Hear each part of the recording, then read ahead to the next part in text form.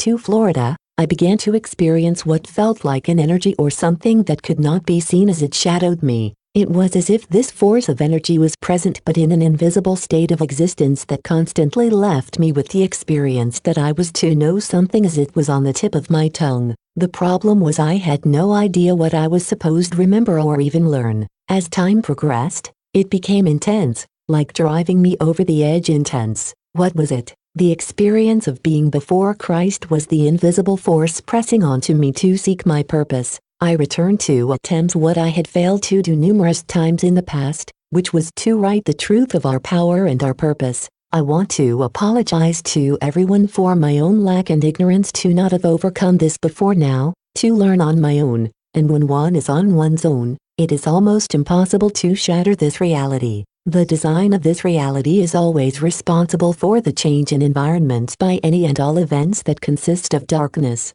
This is how the layering of the soul serves to erase any progress made in a previous life. The network is always working on the next event that will bring more to their reality of illusion, as they used to be the best magicians who ever lived in this consciousness by surviving on lies and cheap tricks. For me to exercise my free will by martyring myself numerous times during this life was no accident. I did what was required. Even though I did not fully understand the reasons at the time, I always felt there was something about me that was different from others. I comprehend now all that I do is for me to succeed in not only my mission but my purpose as well. No matter what I face in the future, I am mentally and physically prepared for what awaits me. I also have stepped into the network's path to end their quest once and for all. For me to return with the wisdom of Christ and his intention gives him the right to make contact with my soul to assist and protect it, to live out my word, to honor and respect his purpose. There was one time, before I fully remembered all I was supposed to, I was dumbfounded when the three angels came to me when the Christ pyramid of love and gratitude was in the process of being created. He sent them to give me a message, but I foolishly forced them out of my astral travel by forcing myself to awaken from that experience. I was not up to par with where they were trying to take me, as I was still leery from what I had previously experienced. I was in the very beginning stages of discovery when that experience transpired. The higher realm is not about fear. If you are fearful, they will not make contact. It is important to be open in your mind and thoughts at all times. The ones who have instilled a fear are doing all they can to hold on to your soul. But remember, you have free will and must use it to the highest of your capabilities, because there is no end to what your mind can do. Grasping the free will is as simple as thinking about what is correct, what feels right and resonates with your logic. The thinking and projecting process is all it takes to be free from this reality,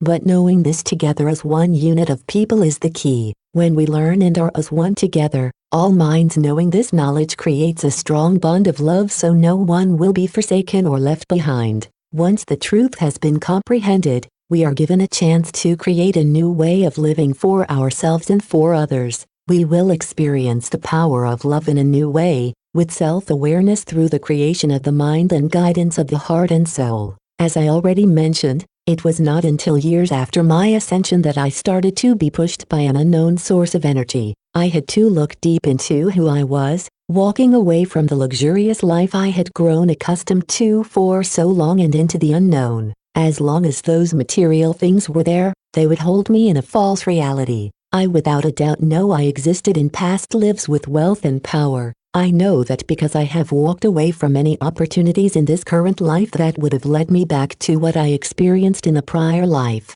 My resistance of the temptation this time has allowed me to advance to what is most important. The truth is, love is the highest achievement. If I had resisted and ignored the signs that were leading me to discover the truth within myself, within all of us, which is the science that will set us free, I wouldn't be as far in my knowledge and understanding as I am now. I would not forsake the opportunity for us to have the most precious gift besides life, which is freedom. Now is the time to come together and realize that placing all the material things we possess above the virtues of love and light will never bring us a true sense of joy. I found myself knowing that there was more to this existence of consciousness than any of us had been taught as children or adults. Deep inside, we have always known this, but once we return here, It is very difficult to penetrate and overcome this dense reality to bring that higher consciousness. I will now share the most important part of one of my past lives to show you how many times I failed to do what I am doing right now. This purpose goes back several hundred years, believe it or not. In my current life, I had taken another spiritual path from my childhood that continued into my adulthood. There are two lives that are connected to my past, and I have vivid memories of certain details of those lives. The first life I lived was back in the time of ancient Egypt. I have a memory of an older gentleman coming to me and asking for my help. He told me that in other parts of the world, a system was being practiced that was not based on the virtue of God. I announced to that man that I would not help, that the knowledge of creation was being practiced. Time progressed and brought about the circumstances that ended my life. After this point, I don't recall what transpired. I felt myself being pulled into a realm of spiritual consciousness with no physical attachments and a feeling of total release. I feel as though I have a strong connection to the time in which the pyramids were built, though I am not certain exactly what that connection is. The second important life I lived in the past was as an African man who had been captured and brought to America to be a slave in the South. These two past lives that held all the power of who I once was and would come to be known as in this current life have brought me closer to the truth in all things.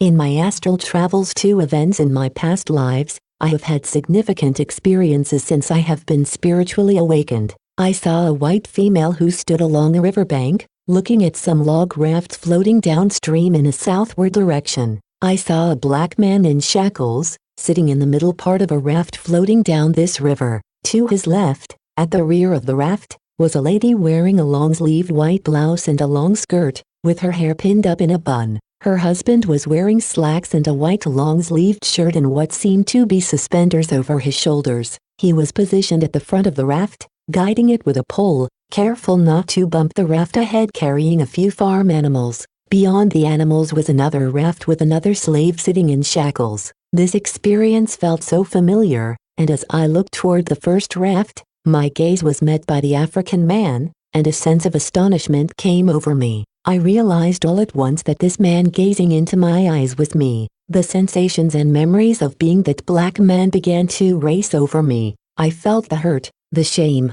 and the anger I felt in that life, and I willed myself to leave that place. I woke up immediately. It all made sense to me now. This was why I created the Pyramid of Love and Gratitude. This was why I felt so inclined to honor the Africans and their cause by writing the first book I published about the plight of the African people and the love I felt for them because of that fact. The pyramid represented the knowledge we once had and how it was stolen from us, and the pyramid is in honor of Africans from the past and present to eternity. Then something else came to me. The realization and the flashback connected every detail to a time so very long ago. Even now knowing the truth nearly takes my breath away. When I recalled who I was, and when I ascended after being beaten to death as an uncooperative slave, I ascended with pure anger and hatred for the white race and what they had done to me. Then I was before Christ. Because of the love I had for my own race, Christ gave me the choice to return with a purpose, or I could return to learn what I had failed to learn before.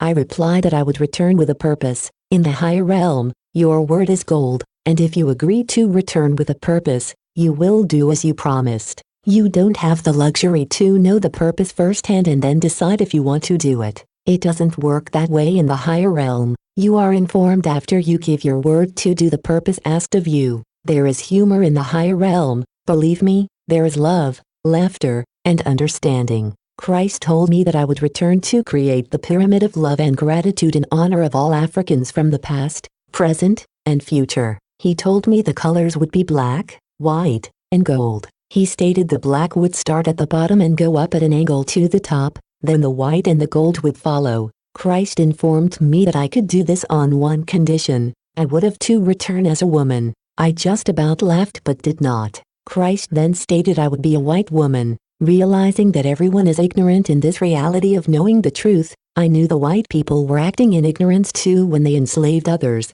thinking they were superior because of the color of their skin. Placing all knowledge into a concept or belief, to own a vessel for labor, gave the untruth to a reality that owning slaves created wealth and that this was the path to the reality of riches. My date of birth and natal chart exactly align with the number 3, which is Christ consciousness, and I was to be named Melinda, which would have 2 meanings, black and beautiful. I agreed to return, and I promised I would not fail. I would succeed in this life to help many others in bringing Christ's knowledge to this reality of consciousness. Chapter 15 The knowledge that must be learned in the consciousness. The first important fact that needs to be fully and completely understood is that there is no death. The second most important truth that must be grasped and understood is that the knowledge and purpose of the true state of consciousness must be mastered while in this dimension of reality. I can stress enough that love and the knowledge of science are all we will ever take with us when we ascend to the higher realm.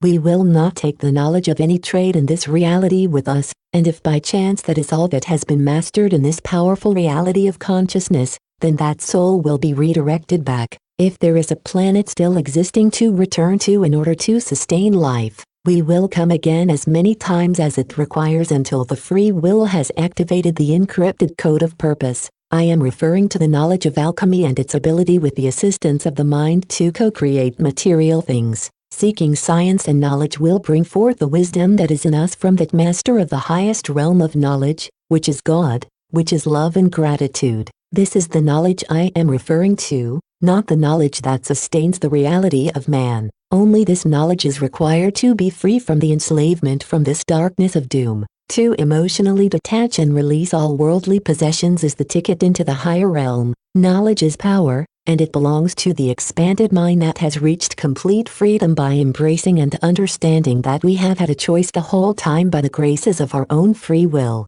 When I refer to worldly possessions, again, I mean the emotional attachment to material items. Knowing this information is the key to experiencing the highest realm. To be a giver instead of a receiver in this reality sets the stage to finally close the open wound of the reality that something is missing. Many times we have sought material things as a means of coping with the false hope of healing taking place, and it never comes. That is how we have been trained to think and believe. Material things are to be created by our desires, not replace the real emotion of love. When one gives from the heart to another, that is proof enough that love has been placed before fear and lack, and the mind has become enlightened. What we are able to learn in the right now, in this consciousness, is what matters in the higher realm of reality. What is not welcome is what we have been taught to believe right here in this reality. What has been taught to us is that we are weak and powerless and exist to crave material possessions. This type of existence creates fear and the ignorance of sacrificing our souls or others for the sake of material things that are not more important than any human being,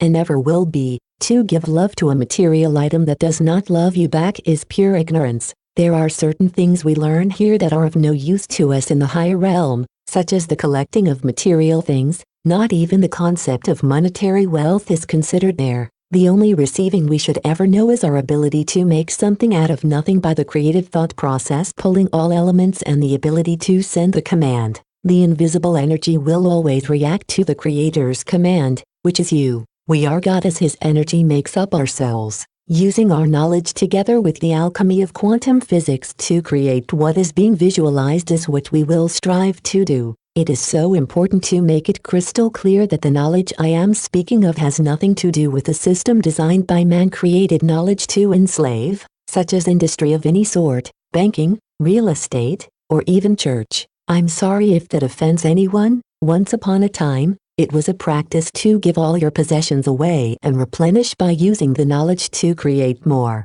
There is no break in creation while in the consciousness. We must constantly be expanding our minds during our stay on Earth and while in this current consciousness until we ascend to the other realm. We will then be complete, with all the knowledge and love to deliver to Christ. This is why we will require only 10% of our created wealth. Honoring this system gives each human more than enough to exist comfortably while requiring more knowledge and fewer material things. It should be suggested that church must not solely be the receiver of any extras beyond the 10% of your total